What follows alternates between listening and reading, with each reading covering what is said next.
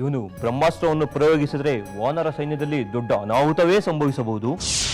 ಅಲ್ಲಿ ನೋಡಿ, ಇಂದ್ರಜಿತ್ತು ಬ್ರಹ್ಮಾಸ್ತ್ರ ಶಕ್ತಿಯನ್ನು ಪಡೆದಾಯಿತು.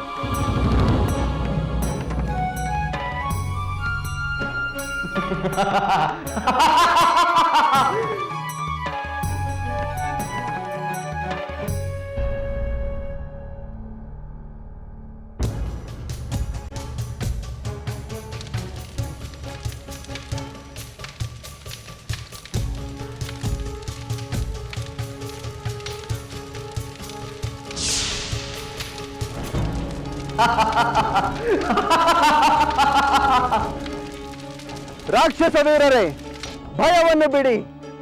ವಾನರರನ್ನು ಧೂಳಿಪಟ ಮಾಡುವ ಗುರಿ ಇಟ್ಟುಕೊಂಡು ಹೋರಾಡಿ. ನಿಮ್ಮ ಜೊತೆಯಲ್ಲಿ ನಾನಿದ್ದೇನೆ.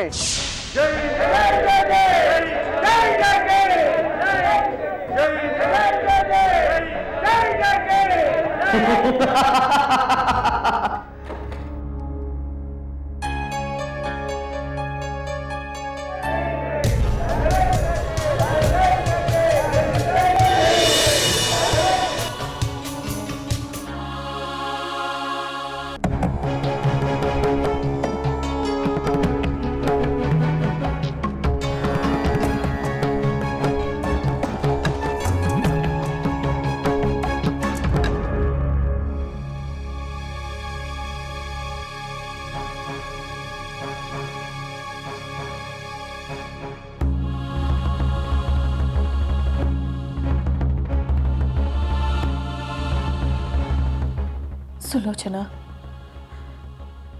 ಇಂದ್ರಜಿತುವನ್ನು ಯುದ್ಧಕ್ಕೆ ಹೋಗದಂತೆ ತಡೆಯಲು ನನ್ನಿಂದಾಗಲಿಲ್ಲ. ನಿನ್ನ ಪ್ರೇಮ, ನಿನ್ನ ಕಣ್ಣೀರು ಅವನನ್ನು ತಡೆಯಬಹುದು ಎಂದುಕೊಂಡಿದ್ದೆ. ನೀನು ವಿಫಲಳಾದೆ. ಹೌದು ಅತ್ತೆಯವರೇ, ನಾನು ಅವರಿಗೆ ಯುದ್ಧಕ್ಕೆ ಹೋಗುವುದು ಬೇಡವೆಂದು ಪರಿಪರಿಯಾಗಿ ಬೇಡಿಕೊಂಡೆ. ಆದರೆ ಅವರ ಮನಸ್ಸು ಕರಗಲಿಲ್ಲ. ನನ್ನ ಮೇಲೆ ಕೋಪಿಸಿಕೊಂಡರು. ಕಡೆಗೆ ನನ್ನನ್ನು ಲೆಕ್ಕಿಸದೆ ಹೊರಟು ಹೋದರು. ತಂದೆ ಮತ್ತು ಮಗ ನಮ್ಮ ಮಾತನ್ನು ಕೇಳದ ಸ್ಥಿತಿ ತಲುಪಿದ್ದಾರೆ. ತಮ್ಮ ಪೌರುಷ ಪರಾಕ್ರಮಗಳ ಹೆಮ್ಮೆಯಲ್ಲಿ ನಮ್ಮ ಸಂಕಟ ಅವರಿಗೆ ಅರ್ಥವಾಗುತ್ತಿಲ್ಲ. ಆದರೆ ಈವರೆಗಿನ ಯುದ್ಧದ ಪರಿಣಾಮಗಳನ್ನು ನೋಡಿದರೆ ನನಗೆ ತುಂಬಾ ಭಯವಾಗುತ್ತಿದೆ ಸುಲೋಚನಾ. ಇಲ್ಲಿವರೆಗೆ ನಮ್ಮ ಕಡೆಯ ಅನೇಕರು ಅತಿರಥ ಮಹಾರಥರನ್ನು ಆ ಯುದ್ಧ ಬಲಿ ತೆಗೆದುಕೊಂಡಿದೆ. ಮುಂದೇನು ಕಾದಿದೆಯೋ, ಮತ್ಯಾರ ಸರದಿಯೋ ಏನು? ಹೌದು ಸುಲೋಚನಾ, ಅತಿಕಾಯನಂತ ಮಹಾಪರಾಕ್ರಮಿ ಮಡಿದು ಹೋದ. ಅವನ ತಾಯಿ ಧಾನ್ಯ ಮಾಲಿನಿಗೆ ಸಾಂತ್ವನ ಹೇಳಲು ನಾನು ಹೋಗಿದ್ದೆ. ಅವಳ ಪುತ್ರನಾದರೇನು, ನನ್ನ ಪುತ್ರನಾದರೇನು? ಇಬ್ಬರು ರಾವಣೇಶ್ವರರ ಪುತ್ರರೇ ಅಲ್ಲವೇ? ಧಾನ್ಯ ಮಾಲಿನಿ ದುಃಖವನ್ನು ತಡೆದು ಸಮಾಧಾನದಿಂದಿದ್ದಳು. ಆದರೆ ಅವಳು ಇನ್ನೊಂದು ವಿಚಾರವನ್ನು ಹೇಳಿದಳು. ಯಾವ ವಿಚಾರ ಅತ್ತೆಯವರೇ? ಅದನ್ನು ಹೇಳಿದರೆ ನೀನು ಆತಂಕ ಪಡುತ್ತೀಯ. ಯುದ್ಧದ ವಿಚಾರವೇ? ಹೌದು, ಯುದ್ಧದ ವಿಚಾರವೇ. ಹಾಗಾದರೆ ಅಪಾಯದ ವಿಚಾರವೇ ಆಗಿರಬೇಕು. ಹೌದು ಸುಲೋಚನಾ, ಅವಳು ಹೇಳಿದ ವಿಚಾರವನ್ನು ನಾವಿಬ್ಬರೂ ಚಿಂತಿಸಬೇಕಾಗಿದೆ. ಅಂದರೆ ಧಾನ್ಯ ಮಾಲಿನಿಯವರು ನನ್ನ ಪತಿಯ ಕ್ಷೇಮದ ವಿಚಾರವನ್ನು ಹೇಳಿರಬೇಕು. ಹೌದು, ನಾನು ಧಾನ್ಯ ಮಾಲಿನಿಗೆ ಸಂತಾಪ ಸೂಚಿಸಲು ಹೋದಂತೆ ಅವಳು ನಮಗೆ ಸಂತಾಪ ಸೂಚಿಸಲು ಬರುವ ಪ್ರಸಂಗ ಬರದಿರಲಿ ಎಂದು ಹೇಳಿದಳು. ಅಂದರೆ ಅವರ ಮಾತಿನಂತೆ ಆಗಲಿ ಎಂದೇ ನಾವು ಹಾರೈಸಬೇಕು. ಹೌದು ಸುಲೋಚನಾ, ಹಾಗೆಂದೇ ನಾವು ಹಾರೈಸಬೇಕು. ಆದರೆ ಅಂತಹ ಪರಿಸ್ಥಿತಿ ಎಲ್ಲಿ ಬರುವುದೋ ಎಂಬ ಆತಂಕ ನನ್ನನ್ನು ಕಾಡುತ್ತಿದೆ. ನನ್ನಲ್ಲೂ ಆ ಆತಂಕವಿದೆ. ಇದಕ್ಕೆ ಪರಿಹಾರವೇ ಇಲ್ಲವೇ ಅತ್ತೆಯವರೇ? ಇದಕ್ಕಿರುವುದು ಒಂದೇ ಒಂದು ಪರಿಹಾರ ಸುಲೋಚನ. ಕರುಣಾಮಯನಾದ ಆ ಪರಮೇಶ್ವರನಲ್ಲಿ ಬೇಡಿಕೊಳ್ಳಬಹುದಷ್ಟೇ.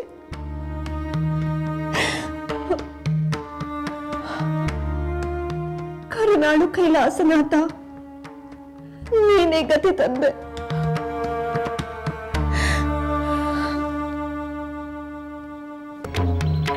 ಅಬ್ಬ, ಅದೇನು ಸಾಹಸ, ಅದೇನು ಪರಾಕ್ರಮ, ಅದೇನು ಶಕ್ತಿ ಪ್ರದರ್ಶನ. ಸಹೋದರ, ನಿನ್ಗೆ ಯಾರ ಬಗ್ಗೆ ಮಾತಾಡುತ್ತಿರುವೆ? ಇನ್ನಾರ ವಿಷಯ? ಆ ರಾವಣ ಪುತ್ರ ಅತಿಕಾಯನ ವಿಷಯ. ಇನ್ನೊಬ್ಬ ಕುಂಭಕರ್ಣನಂತೆ ಅವನು ನಮ್ಮ ವಾನರ ಸೈನಿಕರನ್ನು ನಿಷ್ಕರುಣೆಯಿಂದ ಮರ್ದಿಸಿದ. ಲಕ್ಷ್ಮಣ, ನೀನು ಅವನನ್ನು ಸಂಹರಿಸಿ ನಮಗೆ ಮಹಾವಿಜಯವನ್ನೇ ತಂದುಕೊಟ್ಟೆ. ಅದರಲ್ಲಿ ಸಂದೇಹವೇ ಇಲ್ಲ ರಾಮಚಂದ್ರ. ಆದರೆ ಆ ರಾವಣನ ಇನ್ನೊಬ್ಬ ಪುತ್ರ ಮಂಡೋದರಿ ಸಂಜಾತ ಇಂದ್ರಜಿತ್ತು ಅತಿ ಕಾಯನಿಗಿಂತ ಹೆಚ್ಚು ಅಪಾಯಕಾರಿಯಾಗಿ ಯುದ್ಧ ಆರಂಭಿಸಿದ್ದಾನೆ. ಹೌದು ವಾನರೇಂದ್ರ, ನಮ್ಮ ವಾನರ ಸೈನ್ಯ ಭಯಭೀತಿಯಿಂದ ಪಲಾಯನ ಮಾಡುವಂತಾಗಿದೆ. ಈಗ ಇಂದ್ರಜಿತುವಿನನ್ನು ಬೇಗ ಗೆಲ್ಲಲು ತಕ್ಕ ತಂತ್ರ ರೂಪಿಸಬೇಕು. ಸಹೋದರ, ನಾನು ಆ ಇಂದ್ರಜಿತ್ತುವಿನೊಡನೆ ಹೋರಾಡಿ ಅವನನ್ನು ಪರಾಭವಗೊಳಿಸಬೇಕು, ಸಂಹರಿಸಬೇಕೆಂದು ತವಕ ಪಡುತ್ತಿದ್ದೇನೆ. ನಾನಂತೂ ಅದಕ್ಕೆ ಸಿದ್ಧನಾಗಿದ್ದೇನೆ. ಲಕ್ಷ್ಮಣ, ನಿನ್ನ ಆತ್ಮವಿಶ್ವಾಸವನ್ನು ನಾನು ಮೆಚ್ಚುತ್ತೇನೆ. ಆ ಇಂದ್ರಜಿತುವನ್ನು ಅಡಗಿಸುವ ಸಾಮರ್ಥ್ಯ ನಿನ್ನಲ್ಲಿದೆ ಎಂಬ ಭರವಸೆಯೂ ನನಗಿದೆ. ಆದರೆ ಅವನು ಮಾಯಾವಿದ್ಯೆಯಲ್ಲಿ ಪರಿಣಿತ. ಹಿಂದೆ ಅವನು ನಿಮ್ಮನ್ನು ನಾಗಪಾಶದಿಂದ ಬಂಧಿಸಿದ್ದನ್ನು ಮರೆಯುವಂತಿಲ್ಲ. ಹೌದು, ಆ ರಾವಣ ಪುತ್ರ ರಾತ್ರಿ ಯುದ್ಧ ಪ್ರವೀಣ, ಅದೃಶ್ಯನಾಗಿ ಯುದ್ಧ ಮಾಡಬಲ್ಲ. ಕಣ್ಣಿಗೆ ಕಾಣದೆ ಅವನು ಬಿಡುವ ಬಾಣಗಳನ್ನು ಎದುರಿಸುವುದು ಕಷ್ಟ. ಹಾಗೆಂದು ನಾವು ಸುಮ್ಮನೆ ಕೂರುವಂತಿಲ್ಲ.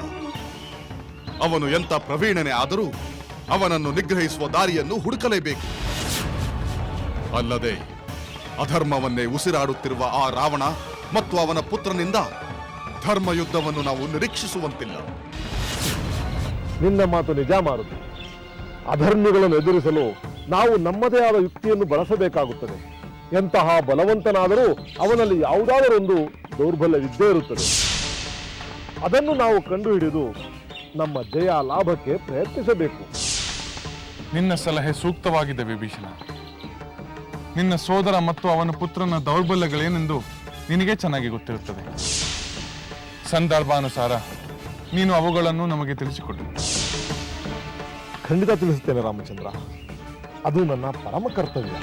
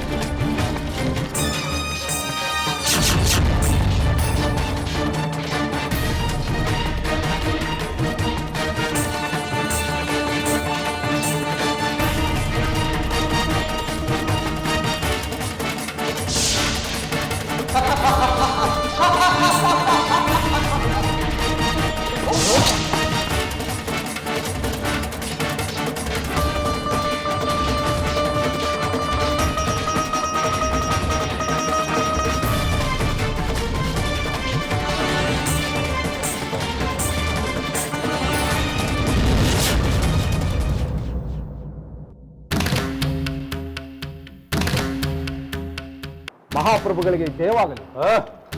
ಜಯವಾಗಲಿ ಜಯವಾಗಲಿ ಜಯವಾಗಲಿ. ಈ ಸ್ತುತಿ ಪಾಠವನ್ನು ಕೇಳಿ ಕೇಳಿ ನನ್ನ ಕಿವಿ ಕಿವುಡಾಗಿದೆ. ನನಗೆ ಬೇಕಾಗಿರುವುದು ಜಯವಾಗಲಿ ಎಂಬ ಒಣ ಮಾತಲ್ಲ, ನಿಜವಾದ ವಿಜಯ.